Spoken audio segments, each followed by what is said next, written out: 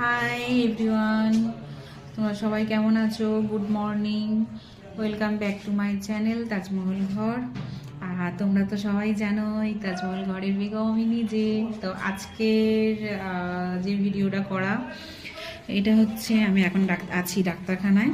তো ডাক্তারখানায় কেন আছি বলি, কয়েকদিন আগে একটা ভিডিও আপলোড করেছিলাম যে আমার পায়ে কিছুদিন ধরে একটা প্রবলেম হচ্ছিল। পাটা হঠাৎ করে যে কারণে ফুলে যাচ্ছিল, কী কারণে ফুলে যাচ্ছিল জানি না, মাঝখানে বন্ধ ছিল বলে আমি কোনো ডাক্তার দেখাইনি।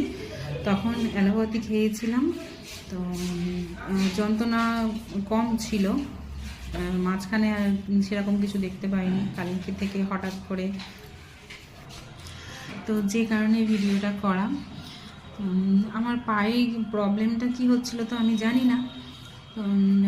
তখন তো ওষুধটা খেয়ে একটু নরম ছিল, কিছুদিন আমি ভিডিও বানাচ্ছিলাম।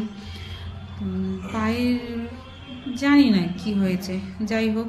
তো আজকের একটা হোমিওপ্যাথি ডাক্তারখানায় খোঁজ পেয়েছি, তো সেইখানে এসেছি।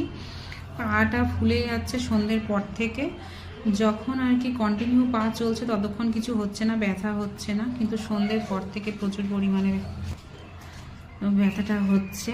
তো আজকের এসছি ডাক্তারখানায় ডাক্তার দেখাতে। তো দেখা যাক, আমি অ্যালোপ্যাথি ভালো লাগছে না খেতে, হোমিওপ্যাথিটা দেখি খেয়ে কেমন লাগে।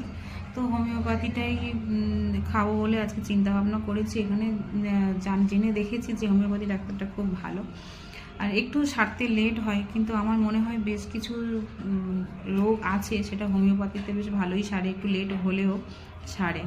তো তোমরা কে হোমিওপ্যাথিতে বিশ্বাস করো বা কারা বিশ্বাস করো সেটা আমাকে কমেন্ট করে অবশ্যই জানিও।